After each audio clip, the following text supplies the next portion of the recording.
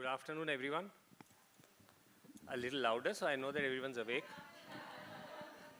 I just heard it from the left side. The right side was not. Oh, that's just one. Okay, so it is as in the ad world which I inhabit and I come from, we call this the death hour, which is just after lunch. And we've been little lucky that we had this brilliant performance, so at least some people are up and awake. And I'm taking the first presentation, so I hope I will make sure that you all are all awake for Amit's, which is the more important one. Okay, so what happens when we are in the midst of a crisis? So please don't expect much from art when you are in the midst of a crisis. Why do I say that? This is what the world is like, right? It's like a pressure cooker. And what's happening in the world currently? A lot of strife, a lot of upheaval. And what is art? Right? So art is basically just the whistle. It's just releasing the pressure. It's not changing the situation. So I don't think art can actually change or solve a crisis. And I'm not the only one who says that. To help me on this talk, I have a few well-known and not so well-known people who are going to speak on my behalf in my favor. So I'm going to play what we now all see like a reel.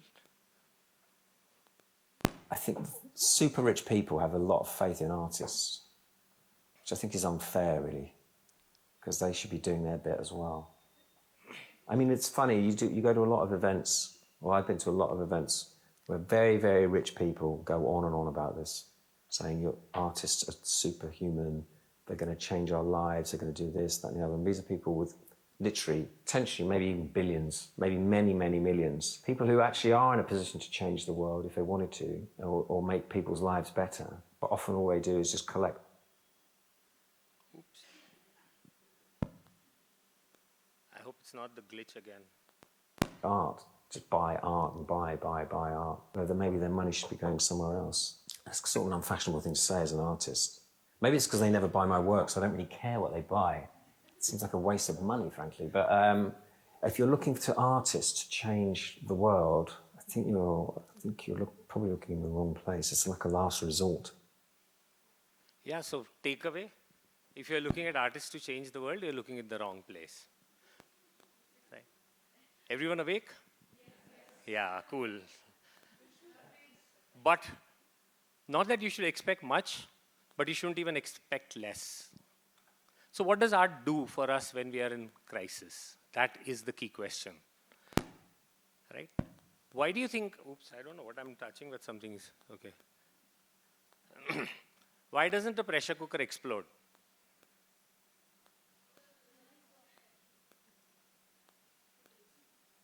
If there's no release, it will explode. So first and foremost, art provides us that release.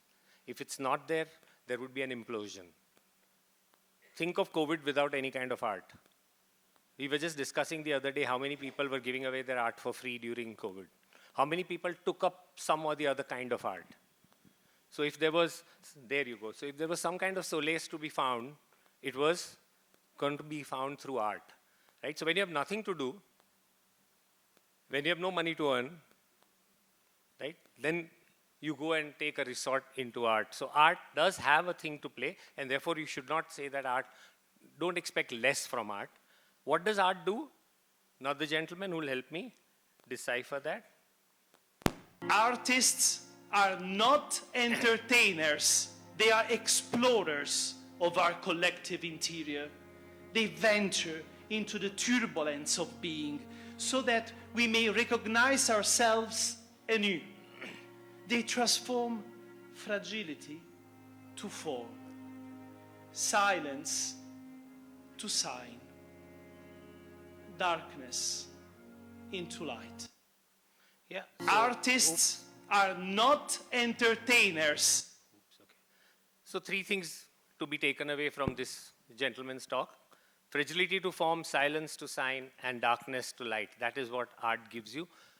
The difference between art and science. Right? So science is where you look for solutions. Art is where you look for solace. Science helps you understand the world. Art helps you interpret your place in the world. Science is person agnostic. Art is individualistic. You have the freedom to interpret art the way you want to. It doesn't have to be the same for everyone. Science has to be the same for everyone, right? So, one more person to help me. I don't know how many of you all know Dan. But yeah, so these are some of the ways it turns fragility into form, right? One picture and it can move you. The first one is of Syrian refugees drowning. The second one is about gender diversity at Wall Street. It's called The Fearless Girl. Right? So how artists with one image can evoke a lot of emotion into you and can change perspective. So, yeah, so this is the gentleman who will tell you what art is. A very brilliant metaphor. देखिए ऐसा है कि आदमी क्या चाहता है?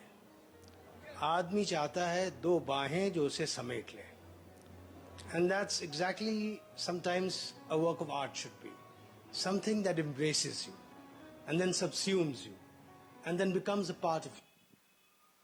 Right, so that is what art does, and like I said, it allows you to interpret that crisis in a form that you can deal with it. It's that release, it's that thing that you see on the top of a pressure cooker. So it makes sure that you do not explode, you do not destruct yourself. So that is the core reason what art does in a crisis, right? But what is a crisis for an artist? This is what art does, right? Art does not give you a solution. It helps you find solace during a crisis.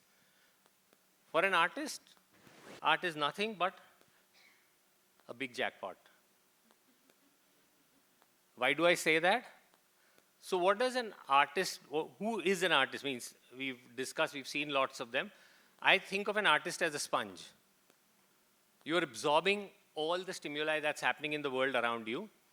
You are then internalizing it, and then you are giving out an output which could be an expression of yourself or a stimuli to the society that you want to give. So unless you are able to absorb things, you will not be able to give out. Right? As they say, gigo is the term we use in management, garbage in, garbage out. So unless whatever you don't take in something, you will not be able to. Crisis gives you a hell lot to soak in. Right? So be it climate change, be it an oil spill, be it war, be it social upheaval, be it personal loss and death. And you will I'm sure all of you know, and you can go check history, you will find that loads and loads of artists have come up with some of their best works after a crisis, be it a personal crisis or a societal crisis. Right? So art crisis is like a jackpot for an artist. During that period, tension is at its highest. And whenever there is tension, there's a tension.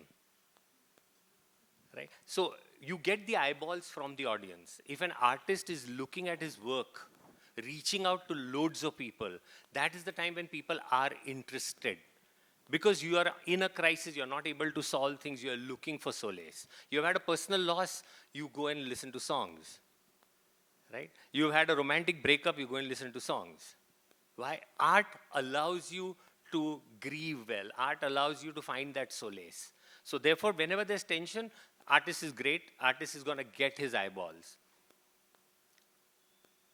Art also hits most when you are the most vulnerable. And who knows this better than Godmen of India? The art of sham works the best when you're the most vulnerable, right? So whenever you're vulnerable, again, audiences are really wanting to dig deep into art.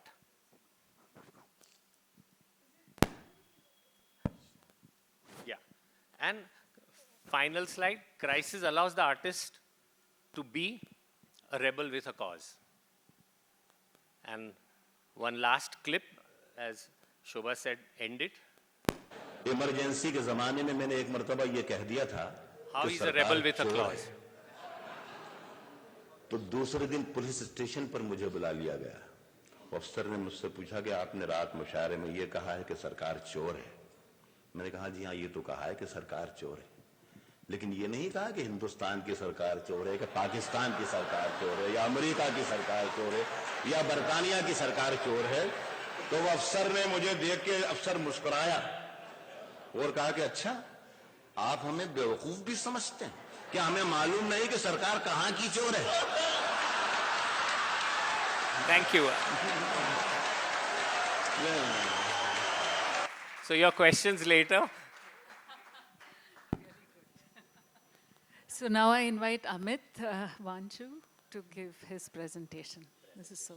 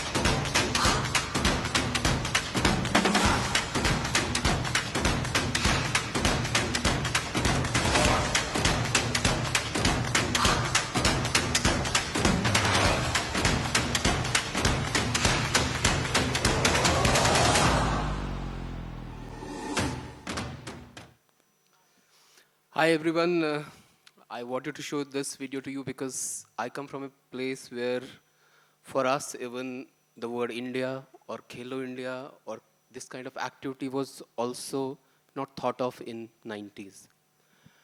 As Harsh was saying, for me, if I go back, I always see that art is something and artists are something that everyone is fearful of because art has expression. Art can express, art has freedom. And whenever a crisis, as Harsh was mentioning, comes, definitely art suffers first. But I'm a strong believer that it's also art which basically can give you the soothing place, give you that space. So coming first, like for me, art is life, art is leadership. And if I go to 1990, from 1990 to 92, in front of my eyes when I was 10 years old, I have seen all the institutions, how they degraded, how they were attacked, how artists were attacked, how things happened. And in 92, I was very much attached to my grandfather, and he was someone whom I would always look forward to. And he was a big supporter of art and also was highly associated with downtrodden people. And it was 5th of December 1992, like he left from home just for meeting some artists, and the guys had come to tell him that we have got two artists who are right now very worried because their child has been abducted.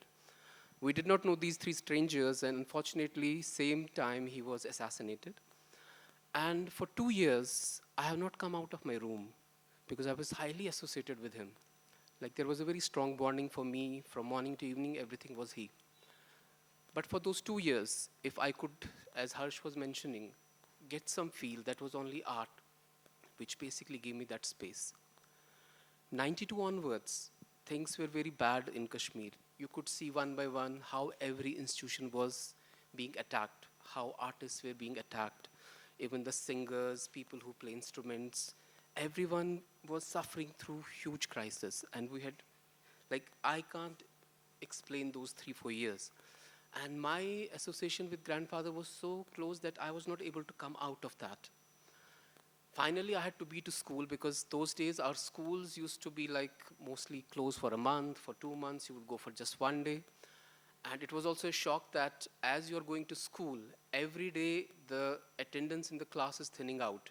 Because whether it was Muslims or Kashmiri Pandits, almost every civilian was suffering. And people were trying to send their children outside for studies and things like that.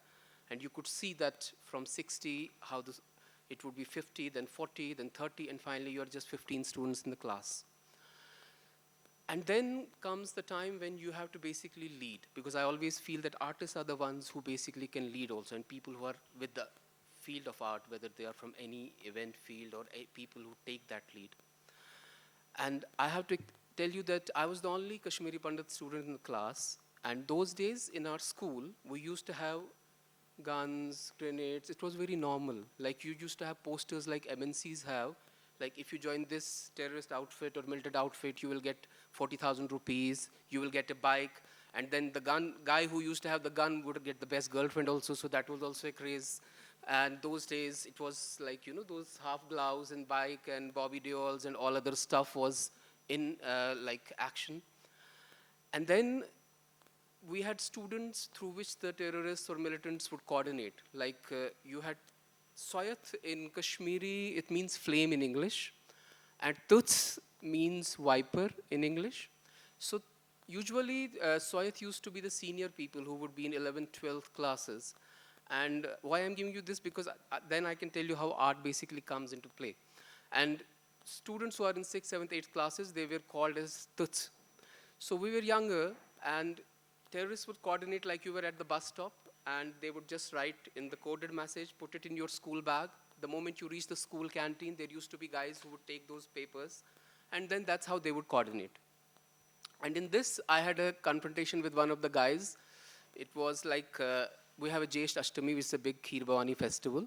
And even in militancy, I was applying the tilak, and I came to school. And in Kashmiri, he just told me, oh, Kashmiri Pandit, you don't know that the days of tilak are over. So I was like, you know, after my grandfather's death, the fear of death had gone. You know, I would not fear anything. I just took the bench and hammered it on his head, and he had this blood coming down. And I ran away from the school. Could not tell at home because our people at home would always say that don't fight, don't talk, don't do this. So I did not tell anyone at home that what I have done. And my friends came, like all the Muslim friends who would always protect me, they came to my home and told me, don't come to house, you don't know, this guy is the new area commander of Harkatul Ansar, was the new terrorist outfit that time. Whole night I was thinking, should I go, should I not go, should I go? I finally went to school. When my friends saw me, they were like off. So morning we used to have science class. As the class got out, people started thinning, and this guy comes with a bandage and a grenade in his hand, and 4 people are with him. So I thought, okay, now, even if I have to die, I will die with all the 5. So he's telling me, okay, you are a Kashmiri Pandit? I said, yes. No, I had heard that Kashmiri Pandits don't fight back. I said, you have not met a real Kashmiri Pandit. Finally, it was such, I'll tell you honestly, that that guy had such an impression that he hugged me. And after that, we used to come by boat to the school. So he had told everyone that he is my younger brother, so no one would take any money, neither canteen person would take any money from me, nor boat person, nor matador guy. Like no one would charge any money from me. And how the art came into my, like that, those days there was one song of Karishma Kapoor, that sexy, sexy mujhe log bole. So that was translated into Swaiti, Swaiti. So it was like this. That was my first write-up with the art.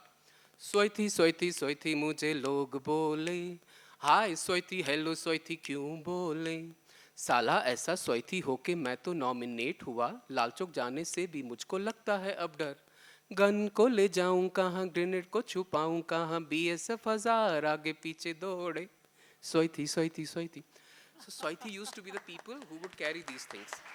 So this is how my school journey and how my college journey happened, because I was the only student. This is my grandfather's place where he's now, we did the last rites. So that was how I came into music, because I started writing songs from there in the medical college. And we formed the first music band of Kashmir. It was called Immersions. And why I found the band? Because that time Kashmiri Pandits and Muslims, there was a lot of, you can say, it is much better now. That time it was like not good at all. You could not face each other. There used to be a lot of troubles between each other. So we formed a band wherein I, as a Kashmiri Pandit, we had like a Muslim female who was a singer, then 2 Muslim guys who were the guitarists, and a Sardar in the specs you're seeing. So this became a group which was of all the communities, and I started getting invitations into different functions, whether it was a Pandit function or a Muslim function or a Sikh function, because by that time, let me tell you, no one would see each other also. But that was the break, and you know that even in marriages, Kashmiri singers come across each other. Because the bonding, let me tell here, that the bonding between the two communities has always been also very strong, one-to-one. Still today also, everyone is in touch with his neighbor, everyone is in touch with his friends. But in conflict, as we know that it's kind of a sea wherein things just go off and then no one is able to save anyone. And that is the journey we started with this band.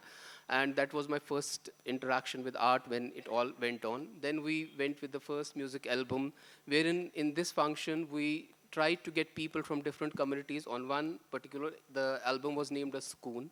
And we got people to write songs from different communities and sang by different singers from different communities. And this was the first function that happened in 1999 where people from all communities came together. So I also strongly believe that art is something which gets people together. And then we kept on doing lots of things. Then was the another challenge, that was tourism.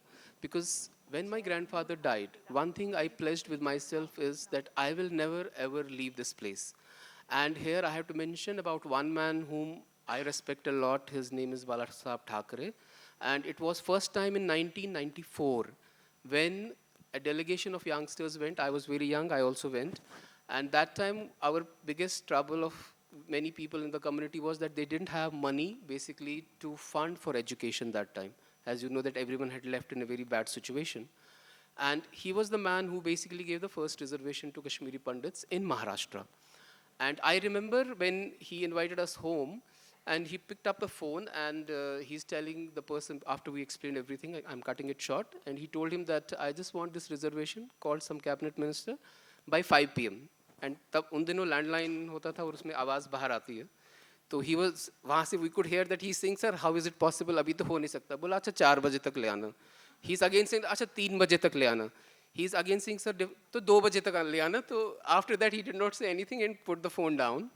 And we had lunch, and I was surprised that exactly at 2, there's a white ambassador car coming with that order, and that was the first time when the thing happened. So that was, after that, he also said that people should not leave their homeland, and gifted 4 bricks to different 4 people who had come, that you, whatever the situation comes, but you should not leave your homeland, you should again rebuild. And somewhere that was in my mind also, that we should never leave our homeland. And that was the pledge that I took in 92, that whatever happens, I'll be staying back here. And from there, my basic idea was how to activate things. And then in medical college, I was in oncology. I joined the cancer ward. And in cancer ward, every Saturday, when I saw the patients there, it was like very bad situation in our, it was Kim's hospital there. So every Saturday evening, I started inviting all our renowned artists to the hospital. So whole administration went against me, because what are you doing in hospital every day in the evening? Because we used to have children from daycare ward whom I would know that after 2 years or 3 years, they will not survive. And I would always ask them, like, what do you want to do? And let me tell you, everyone had one or the other form of art that they wanted to do in their life, or listen to some singer, listen to someone who is their dream. So we would start organizing that. And I could see how patients really improve in all those situations. And then was the challenge of livelihood. So that's how we basically got art clubbed into tourism and got the things activated. And one of the major things that I have to say here, 2010, we had a very bad situation in Kashmir. It was called as the Ragda year.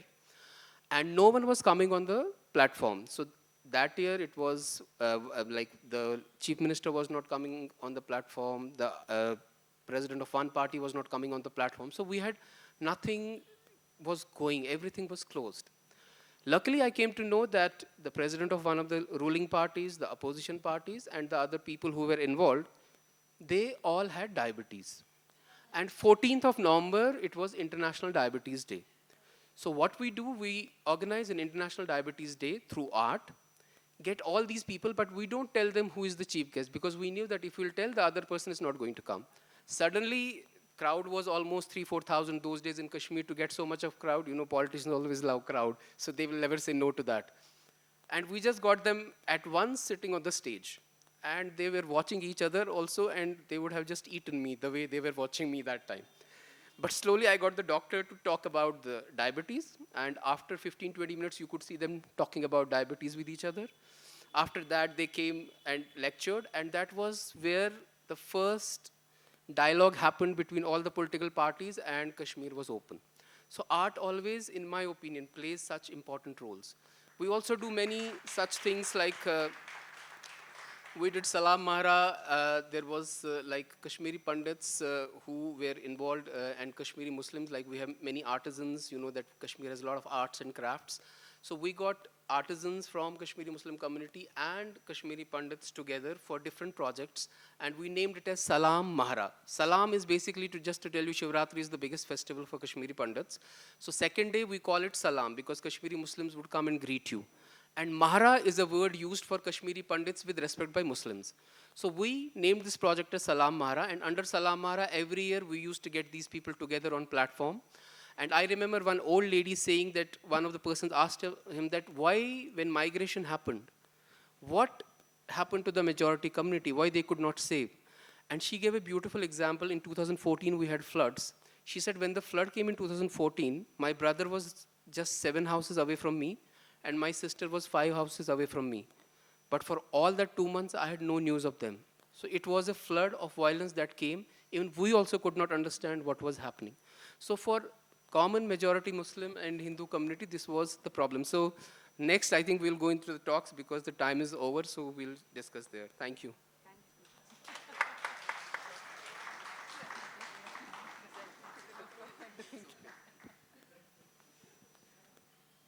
Come, come. Please come.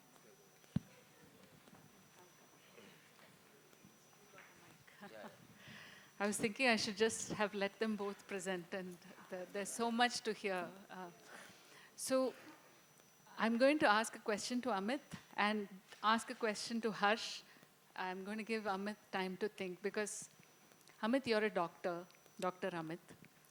If a spaceship, India sends a spaceship to populate the moon or Mars, where does art fall? Do you think doctors go first or artists go first? So please think about that.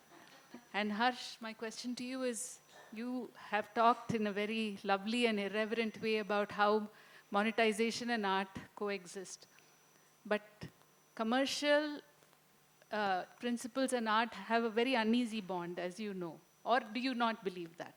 So that is my question to you, is can you throw money at the problem, or is that going to pollute the art? Okay? So, Amit, do you want, let him answer, okay. Okay.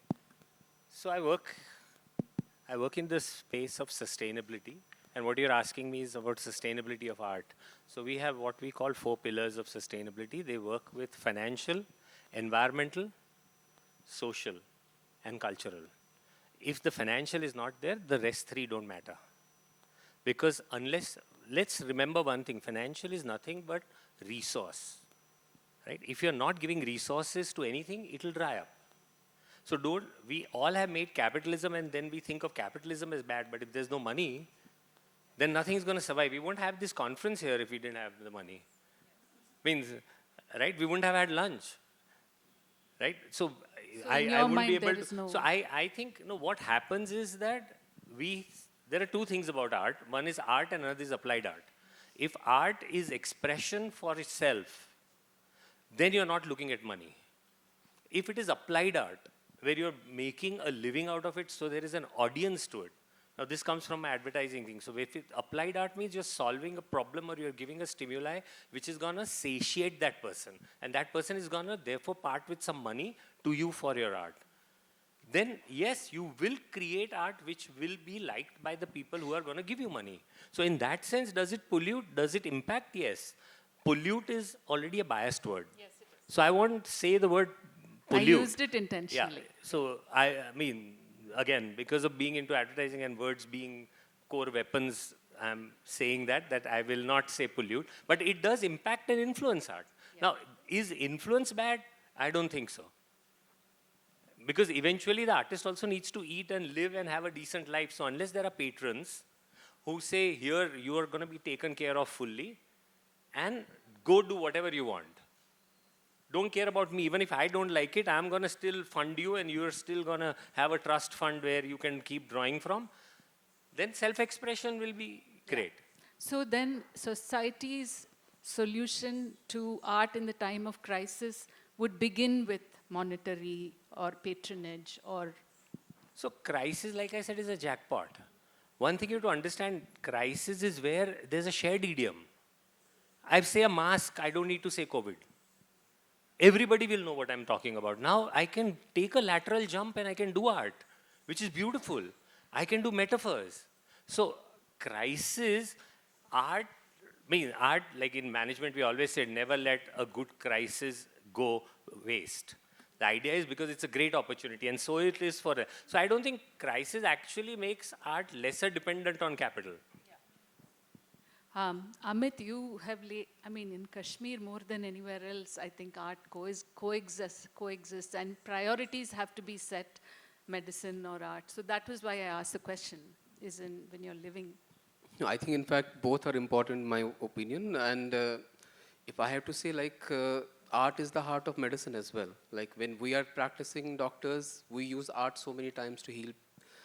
I would like to put an important point here is that what I feel that artists, unfortunately, in our country underestimate themselves. One. Second, artists don't have unity. I am sorry, but I have seen, because being in the field where I see artists, they cut each other a lot. That is one of the problems. And third, they don't lead. Many a times, artists always wait that someone will tell them to lead. I'm of a very strong opinion that without art, without artists, there is no country, there is no history, there is no culture, nothing exists. Whatever we saw in the presentations, anything. If you will see, if there is no art, there is no presentation. So I personally believe that it is the time for artists also to take lead. Like you see that artists, in addition to their own profession, why don't you go to politics? You have to. Why don't you fight elections? Yes, you have to. Why don't you go into the decision making, into panchayat, into other stuff? Because then only you can help your people. And I'm not talking of artists, just we see Bollywood. Leave aside. The strongest form of art is our country's folk art, rich art, all those traditional arts. If we can have an illiterate panchayat guy, why can't we have an artist, the person heading that panchayat? So I think artists have to take a lead in that. Correct. So then you're saying that art should go back to the old days where somebody mentioned literature, art, and music were all tied together. You're saying in today's society, arts and politics and economics all should be somewhat tied together. Yes, I strongly believe. In fact, if I would have been somewhere in a decision-making position, I would also create and curate courses the way you have in West, wherein you can have art, politics, all combined together. So that anyone who comes tomorrow in a decision-making capacity, unfortunately, what we see in our country, Minister of Culture, Minister of someone, has ABC knowledge about what is the dance movement, what is this, what is that, and he will be the one. You will see in government functions maximum times, 26 Jan, 15th August, they will tell you on 11th August, please do this, bas. 4 दिन में आप कर दीजिए, 4 दिन में costume भी कर दीजिए, ये भी कर दीजिए. He is not even bothered, he does not even know. Yeah. So you have to have knowing capability, knowing capacity people in that. I'm going to ask a very real question, which I have personally faced. So when I went to raise funds for Natya, to CSRs and companies, the feedback was, we are giving money to build toilets, or we are giving money to have girls' education. I want to know what I can tell these corporate guys, that giving money to toilets and girls' education, all that is great, but fund the arts as well. How would you... The ad guy should go first. No, so there's a very clear misunderstanding that most people have. First and foremost, MCA, who sets the 2% as CSR, has culture as a part of it. So first and foremost, they need to know that if they fund culture, they will not be asked questions from their auditor that you cannot fund. The second part which influences that decision is what the dispensation of the day has put up as their core goal. If the dispensation has put up that there are going to be toilets in every village or every town, then the corporate will go towards them because policy impacts them. So they will, being realists, they will not. So unless you have a person at the top who himself or herself is into the arts and has a certain affinity towards a specific, specific performer or a specific art, then you will find the funds for it. Which goes to your point, saying you be the person in the top. Not only that, and second, I would just add to this point is that it is very important that whenever, what I have seen all the art organizations, you don't have to put entertainment there first, because for a commoner, he sees it more as an entertainment, or she. You have to put engagement first. and entertainment second. Because say if it is like girl child, so you can say that we're basically doing a project for the girls so that they will be self-sufficient in this particular form of art, and this is the project, and you will see that you'll get fund for that. Because otherwise, I said, the layman's feeling is, अच्छा हाँ ये क्या, ये तो सिर्फ वही होगा, गाना होगा, dance होगा, तो उसमें क्या पैसा होगा? It will not show anywhere. So this is called the art of positioning. Correct. So last question, and then this is an urgent issue, and I think this is our panelists have very important points, so I'll open it up. Are you optimistic or pessimistic about the future? I don't want you to brashly say yes, optimistic. I want a nuanced answer about we are where we are now. Has every generation said, oh, the world is in a crisis and we are going to self-destruct? Or is this unique? And are you optimistic that the arts can survive or save the world? I'm super optimistic because I don't know if you've read, and I don't know, many people may not agree with what Elon Musk said, but there's going to be a time when nobody will have to work. And then it will be COVID. And if it's like COVID without COVID, as in there is no illness, and you don't need to work, then what will you do? You will go to the arts. So the arts have a very bright future. What about you? Well, I am a strong believer that arts is something which is going to survive. Even I don't fear that AI is going to ever take arts, because finally it is a machine. Like, initially the way we would think that computer will take away the jobs. Maybe it is just 5-6%. Rest jobs will be more created, because at the end of the day, arts is something what you need to the perfection, to your satisfaction. All the movements that we saw today, many a times a machine will do many mistakes in that, or what I exactly want. So I don't think art is not going to survive. In fact, art is life and it will survive. So for AI, as you said, the key thing with AI is going to create. Who's going to curate? What is good and what is not good? Yes. So curation will still remain with us. So which is that what has been created is good or bad, right? So AI is only going to take away a lot of the craft. So I'll just add one line to where I stand on this. I feel that taste is the only thing that matters now, because as they said, AI creates and who's going to curate. And arts are like a googly. The human mind, the artistic mind is unpredictable, and that's what makes it surprising. So that is art, I said, no? Yeah, unpredictable. So does the audience have any questions? I can pass the mic around. Before the audience starts, as you said, good taste. So thank you everyone for having good taste and waiting for our panel discussion. Yeah, thank you so much. Yeah. Madhu, tell us if we have 5 minutes for questions. Yeah, okay. So I can be the mic passer, or does anyone have questions? Please raise yes.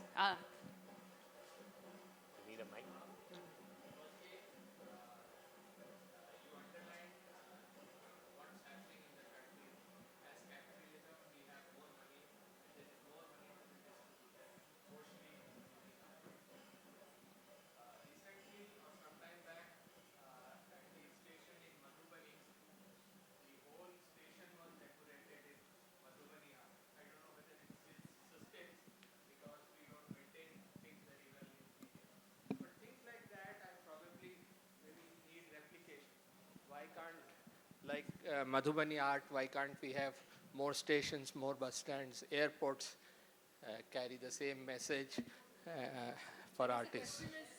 You're absolutely right. And airports, as you know, have become art hubs. And thanks to Rajiv Sethi, it has really taken on from T2 at Bombay, and then now you find everywhere there is, including the Bangalore T2. I just came in. I think Urja's done some work there, and there are the elephants and cane and stuff. So art is also trickled down. It started at the top, elitism of art. So it is now slowly and steadily, hopefully. And like you said, we all agree to the fact that it should be done. And as he says, if the people in decision makers are people who have an eye for art and a soft corner for art, it will come in. Raise your hands. Okay, here. Do you believe in art for art's sake? Yes, if you don't have to fund your living through it, absolutely art for art's sake.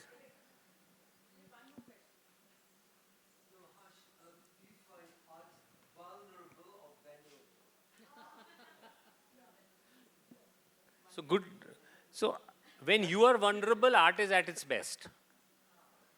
So you have to be vulnerable to, get the best out of art. I would put it that way. That is I've always felt that that is when the best comes out, because the emotion it is highest, and you are able to pour it into a discipline where the craft has been honed over a period of time. So we are out of time, I think, right? There's one question, Talha. Can I? So we are discussing art in crisis, assuming there is a crisis and art helps. But art actually becomes the subject of crisis when Amit started, and he talked about art being an expression which in political situations or other dangerous situations, actually it's subdued and it's made sure that it's suppressed. Does anyone have any views on how as institutions in India we can help art survive in those rather than being just in corners and surviving through just students? Like there's rap, there's, art is political, it's life, it's expression. Historically it has been so strong. But you have to come out and there is that angle to it. I don't have a specific question, but I wonder if we can protect the people, because a lot of times it's the younger generation. Does anyone have a view? I'll have a go and then I'll hand it back to Harsh. I find that arts are fractured, and I've always wondered if the old-fashioned guilds that used to exist, and somehow now with the combination of the internet, if those guilds could become platforms. So essentially what I'm saying, Talha, is that I wonder if there is a way for artists to operate in silos, and I find that in the absence of positions of power, could a united front become an organization which then speaks to power and says, we are important, and we become the a place of position of, it's a protect place. I think Amit will be in better condition to take this coming from Kashmir. I have a view, but I'll say Amit. See, as I earlier mentioned, that I am always a strong believer that these things don't percolate down and happen unless you are not in a decision-making capacity. So, say for example, right now you have Ministry of Culture. I would rather divide it into two parts. One is the culture which regular work is doing, and second will be basically strengthening and uniting all these artist forums in our country, because arts are of different forms in different states. And we don't see any one uniform platform which can really know the artists all the way from Tamil Nadu to Jammu Kashmir, that you can just go there. And I would like that ministry to take care of, one of the worst things I have seen in artists is that they have diseases, there is no one to fund them. Medically, there is a problem, there is no insurance, there is no safety and security of their children. That's why their kids don't take up that art forms later on, and they go into mobile and other stuff kind of things. So you have to basically have a full-fledged institution for this. And that can come only down from the ministry part or from the government part. And I think that's what, in my opinion, is required. So, whenever you're in crisis, there are two responses that generally happen. It's fight or flight, right? So, there are some artists who will fight. So, there will be a resistance, and the people who have less to lose are the ones who will fight. So, therefore, you'll find students will fight. Because students, one, have a students' union. Second, they are still not in a profession where the government policy is impacting them that much. If I am in a place where it's been impacting me, like if I am an artist who has stood against the dispensation, you will find no corporate will give you a corporate show. You won't get corporate shows. And the minute you don't get corporate shows, the government shows also you will not get. So you will fall into line, because eventually capitalism and money has to come in. So that is the key that happens because of dispensation. And the ones who fight are the ones who have less to lose and are more idealistic.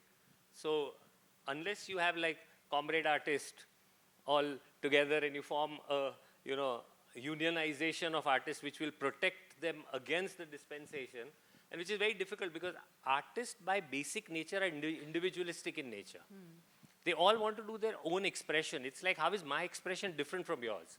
So there is little beyond the technique which is holding you together. And that's why we enjoy the diversity.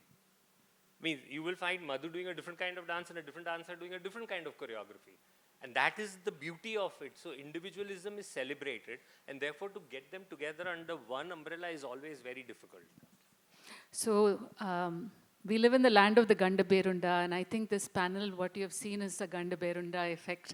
On the one hand, I mean, I say this figuratively, we all mourn the fall of the Bamiyan Buddha, but at the same time, we are seeing art as being a phoenix rising. So let us hold those contradictions in our head, because that's really what art is about. But what warms me is that this has been an incredibly hopeful and optimistic panel. So on that high, we shall conclude. Thank you. Thank you. Thank you. Thank you. It was very good.